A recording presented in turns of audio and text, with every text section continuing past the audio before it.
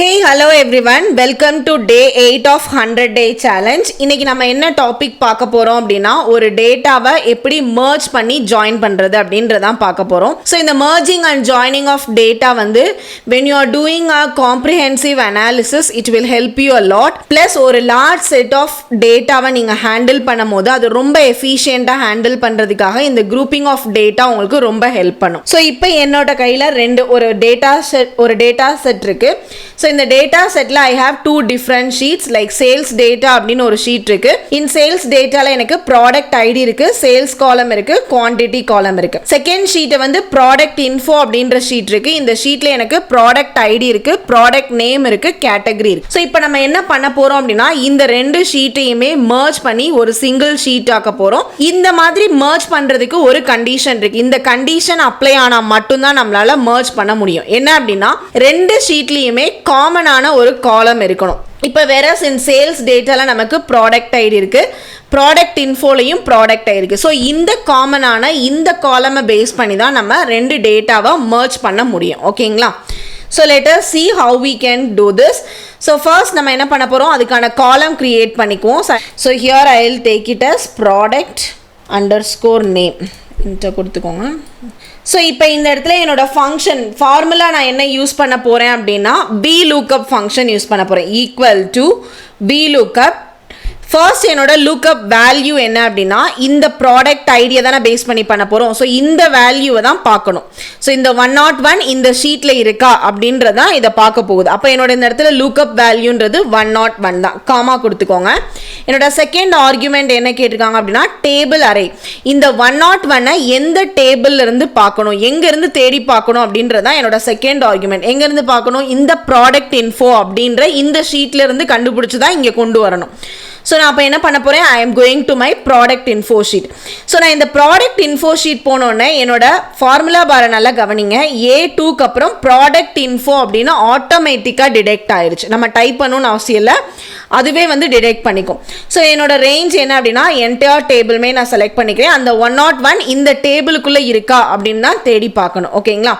Select பண்ணதுக்கு அப்புறம் இந்த இடத்துல என்ன ரெஃபரன்ஸ் யூஸ் பண்ணணும் அப்படின்றத லேட்டாக we will decide. as of now நான் ரிலேட்டிவ் ரெஃபரன்சிங்கில் போகிறேன். காமா நெக்ஸ்ட் என்ன கேட்டிருக்காங்க, காலம்ஸ் இண்டெக்ஸ் நம்பர். அதாவது பார்த்ததுக்கப்புறம் இப்போ 101 இருக்கு, 101 பார்த்ததுக்கப்புறம் அந்த ப்ராடக்ட் நேம் நம்ம ஒரு புதுசாக ஒரு காலம் கிரியேட் பண்ணியிருக்கோம், அதில் என்ன எழுதணும், அதை வந்து ரிட்டர்ன் வேல்யூ அப்படின்னு சொல்லுவாங்க. ஸோ என்னோட ரிட்டர்ன் வேல்யூ எதுலேருந்து எடுக்கணும்னு கேட்குது. ஸோ ரிட்டர்ன் வேல்யூவை காலம் நம்பரில் நம்ம இண்டிகேட் பண்ண போகிறோம். ஸோ இந்த இடத்துல ப்ராடக்ட் ஐடி அப்படின்றது ஃபர்ஸ்ட் காலம், ப்ராடக்ட் நேம்ன்றது செகண்ட் காலம். அப்போ எனக்கு எந்த காலம்லேருந்து வேணும், செகண்ட். இந்த ப்ராடக்ட் நேம் தான் ரிட்டர்ன் வேல்யூவாக வேணும். ஸோ என்னோட இந்த இடத்துல என்னோட காலம் index number is 2, comma next நமக்கு ரெண்டு ஆர்குமெண்ட்ஸ் இருக்குது, true and falls.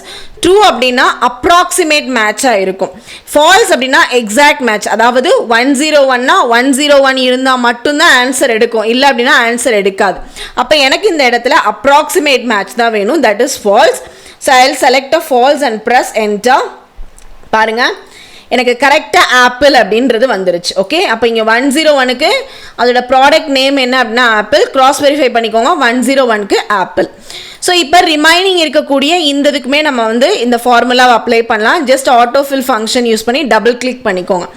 So 102 is banana, check பண்ணிக்குவோம். 102 பனானா. 103 இஸ் ஆரஞ்ச், செக் பண்ணிக்கோங்க. 103 ஆரஞ்ச் கரெக்ட். 104 இங்கே நாட் அப்ளிகபிள்னு வந்திருக்கு, செக் பண்ணி பாருங்கள். இங்கே நமக்கு 104 அப்படின்ற ஒரு ப்ராடக்ட் ஐடியே கிடையாது, அதனால தான் இங்கே இடத்துல நமக்கு NA எரர் வந்திருக்கு. நெக்ஸ்ட் 105க்குமே நமக்கு NA எரர் வந்திருக்கு. ப்ராடக்ட் இன்ஃபோ செக் பண்ணி பாருங்கள். 105க்கு நமக்கு ஆக்சுவலி ப்ராடக்ட் நேம் கேரட் இருக்குது, பட் இந்த இடத்துல நமக்கு NA எரர் வந்திருக்கு. என்ன reason? Because of this referencing. நம்ம ரிலேட்டிவ் ரெஃபரன்சிங் யூஸ் பண்ணுறதுனால ரெஃபரன்ஸ் ஆகி போகும்போது அந்த இடத்துல நமக்கு ராங் ஆன்சர் வந்திருக்கு. ஸோ இந்த ரிலேட்டிவ் ரெஃபரன்சிங்கை நான் என்ன பண்ண போகிறேன், அப்சல்யூட் ரெஃபரன்சிங்காக மாற்ற போகிறேன். ஸோ அப்சல்யூட் ரெஃபரன்சிங் அப்படின்றது it is nothing but you are locking த செல். எப்படி இதை லாக் பண்ண முடியும், F4 ப்ரெஸ் பண்ணி லாக் பண்ணிக்கோங்க. ஸோ ஏ அப்படின்றத லாக் பண்ணிட்டோம். நெக்ஸ்ட் சியையும் லாக் பண்ணிக்கோங்க, F4 ப்ரெஸ் பண்ணிவிட்டு. ஸோ என்டையர் A2லேருந்து C6 வரைக்கும் நம்ம லாக் பண்ணிட்டோம். ஓகேங்களா? ஸோ லாக் பண்ணிட்டு now I will press enter. Once again I will copy the formula down. இப்போ பாருங்க 105 நமக்கு கேரட் அப்படின்ற கரெக்ட் ஆன்சர் வந்துருச்சு. ஸோ இப்படி தான் நீங்கள் VLOOKUP ஃபங்க்ஷன் யூஸ் பண்ணி ஒரு ஷீட்ல இருந்து இன்னொரு ஷீட்டில் based on certain values வச்சு நம்மளால டேட்டாவை merge பண்ண முடியும். So once again I will do the same for the category columns. So I'll press insert. இந்த இடத்துல எனக்கு என்ன வேணும், category எடுக்க போறேன். இப்போ or by category. So இங்கேயும் நான் வந்து VLOOKUP function யூஸ் பண்ணிக்கிறேன். So VLOOKUP first என்னோட lookup value என்னன்னா சேம் அதே 102 தான். என்னோட lookup table array என்ன அப்படின்னா product infoல தான் என்னோட table array. என்னோட range entire tableமே select பண்ணிக்கோங்க. So table select பண்ணிட்டு I will make it as an absolute referencing comma column index number கேட்காங்க. So இந்த தடவை என்னோட column index number என்னவா இருக்கும், product ID is 1, product name is 2, category is 3. எனக்கு category தான் ரிட்டர்ன் பண்ணக்கூடிய value. So I will give it as 3 comma. So இந்த இடத்துல எனக்கு ஃபால்ஸ் அப்படின்ற மேட்ச் தான் வேணும், அதனால தான் எனக்கு எக்ஸாக்ட் மேட்ச் கிடைக்கும். So I will make a false, I will close the bracket and press enter. So apple அப்படின்றது ஃப்ரூட் கேட்டகரியில் வந்துருச்சு, correct. So now I will copy the formula down. So carrot vegetables கீழே வந்திருக்கு. இது NA because இது நமக்கு அவைலபிளாக இல்லை, ரிமைனிங் எல்லாமே ஃப்ரூட்ஸ். ஸோ இந்த மாதிரி தான் நீங்கள் ஈஸியாக ஒரு டேட்டாவிலேருந்து இன்னொரு டேட்டாவை merge பண்ண முடியும். See when you have a different ஒரு லார்ஜ் செட் ஆஃப் டேட்டாவில் நிறைய ஒர்க் ஷீட் இருக்கும். ஸோ உங்களோட அனாலிசிஸ்க்கு ஏற்ற மாதிரி ஒரு பர்டிகுலர் டேட்டா ஷீட்குள்ளே வேற ஒரு டேட்டா ஷீட்லேருந்து ஒரு காலமை எடுத்துகிட்டு வரணும் அப்படின்னா இந்த ஃபங்க்ஷன் உங்களுக்கு ரொம்ப ரொம்ப யூஸ்ஃபுல்லாக இருக்கும். சேம் இதே விஷயத்தை நம்ம இப்போ பைத்தானில் பாண்டாஸ் யூஸ் பண்ணி பண்ணலாம். I will go to my Jupyter notebook. See I am on my Jupyter notebook. So first நம்ம என்ன பண்ணணும் அப்படின்னா நம்மளோட ஜூபிட்டர் நோட்புக்கில் பாண்டாஸை கொண்டு வரணும். ஸோ அந்த பாண்டாஸ் கொண்டு வரதுக்காக இம்போர்ட் பாண்டாஸ் as PD அப்படின்ற கோட் யூஸ் பண்ணியிருக்கேன். I will select it and run the code. So சக்ஸஸ்ஃபுல்லாக நம்மளோட பாண்டாஸ் இம்போர்ட் பண்ணிட்டோம். செகண்ட் என்ன அப்படின்னா டேபிள் கிரியேட் பண்ணணும். ஸோ நம்ம பைத்தானில் வந்து டேபிள்ஸை டேட்டா ஃப்ரேம் அப்படின்னு சொல்லுவோம். ஸோ என்னோட ஃபர்ஸ்ட் டேட்டா ஃப்ரேமை நான் சேல்ஸ் டேட்டா அப்படின்ற நேமில் கிரியேட் பண்ணுறேன். Sales data is equal to, இந்த சேல்ஸ் டேட்டாவில் எனக்கு 3 காலம் இருக்குது. Product ID, sales, quantity. Same நம்ம எக்ஸலில் என்ன கிரியேட் பண்ணமோ அதை தான் கிரியேட் பண்ணியிருக்கோம்.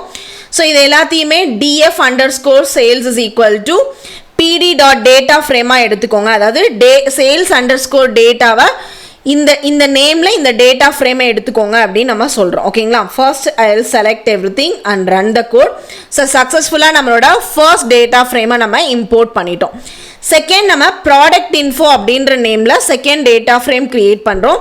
அதுலேயுமே எனக்கு 3 காலம் இருக்குது. Product ID, category, product name, category plus கீழே df_product_info is equal to இந்த pd.data frame அப்படின்றதான் ஃபங்க்ஷன், ஓகேங்களா.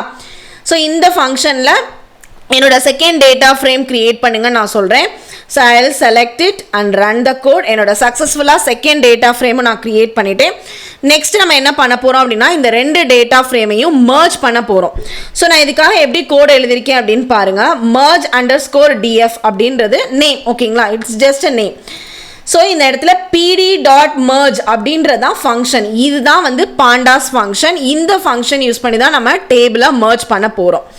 எந்த 2 டேபிளை merge பண்ணணும், df sales அப்படின்றது என்னோட first table, df product info அப்படின்றது என்னோட second table. So within the ப்ராக்கெட்டுக்குள்ளே என்ன டேபிள் அப்படின்றத மென்ஷன் பண்ணணும். நெக்ஸ்ட் காமா கொடுத்துட்டு ஆன், இந்த 2 டேபிளையும் எதை பேஸ் பண்ணி merge பண்ணணும் அப்படின்னா ப்ராடக்ட் ஐடியை பேஸ் பண்ணி merge பண்ணணும் அப்படின்னு சொல்கிறேன்.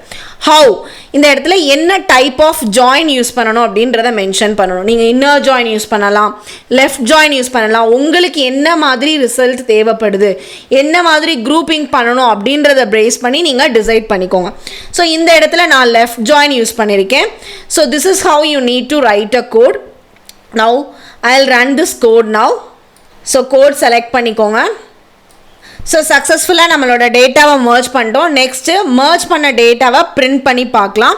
ஸோ அதுக்காக நான் பிரிண்ட் ஓப்பன் க்ளோஸ் ப்ராக்கெட்டுக்குள்ளே இந்த merge, இங்கே நீங்கள் என்ன நேம் யூஸ் பண்ணுறீங்களோ சேம் அதே நேம் தான் இங்கே கொடுக்கணும். merge_df.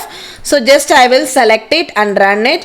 So this is the result output. பாருங்கள், சிங்கிள் டேபிளில் 2 டேட்டா ஃப்ரேமே நமக்கு கம்பைன் ஆயிடுச்சு. ஸோ ஃபர்ஸ்ட் இஸ் 0, ஸோ 0ல வந்து 101 1510 apple fruit category correct. Next 102 banana fruit correct. 103 orange fruit is correct. 104 அப்படின்றது நமக்கு கிடையாது, தட்ஸ் வை இங்கே இடத்துல நமக்கு NaN எரர் வந்திருக்கு. 105 carrot vegetable is right. Same நமக்கு எக்ஸலில் என்ன அவுட்புட் வந்ததோ அதே தான் நம்ம பைத்தானில் பண்ணியிருக்கோம், எந்த ஒரு டிஃப்ரெண்ட்டுமே கிடையவே கிடையாது.